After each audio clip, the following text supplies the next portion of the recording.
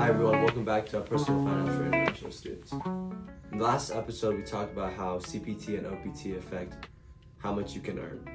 Today, we're talking about something just as important, how much of that money you actually keep.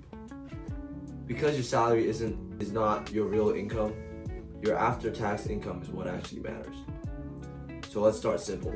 If you're an international student on an F1 visa, your taxes work a little differently than US citizens. For your first 5 years in the US, you're usually considered a non-resident for tax purposes. And that means you typically do not pay Social Security or Medicare taxes, also known as FICA taxes. That's a big deal. Let me show you why. Let's say you're on OPT and you get a job paying $60,000 per year. You were a US worker, about 7.65 of your paycheck would go to the FICA taxes. That's around $4,500 per year. But as an international student, your first 5 years, usually you don't pay that. So you actually take home more money than your American coworkers at the same salary. That's a hidden financial advantage for a lot of students don't realize.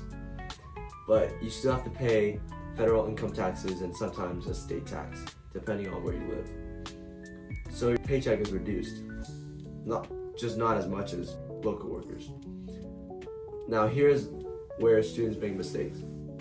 Some students assume they don't have to file taxes at all. That's wrong. Even if you didn't earn money, you often still need to file a form to stay compliant. Another mistake is not planning for taxes. For example, you earn money through internships or OPT. Taxes are often not fully taken out automatically, especially for certain types of income. So you might think you're saving money, but when the tax season comes, you suddenly owe $1,000 or more. That's a financial shock you want to avoid. There's also a policy risk here. There's been a lot of proposals like change the tax laws that could require international students to start paying FICA taxes in the future. If that happens, your take-home pay could drop by thousands of dollars per year. So, what should you do? First, always file your taxes correctly, even if you don't earn income. Second, set aside a portion of earnings, around 10 to 20%, just in case you owe taxes later.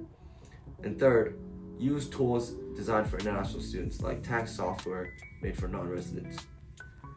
In case you weren't here listening, here's the big takeaway.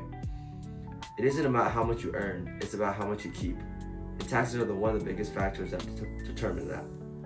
In the next episode, we'll talk about employment rules, employer restrictions, and how they can affect whether you can actually keep your job and income.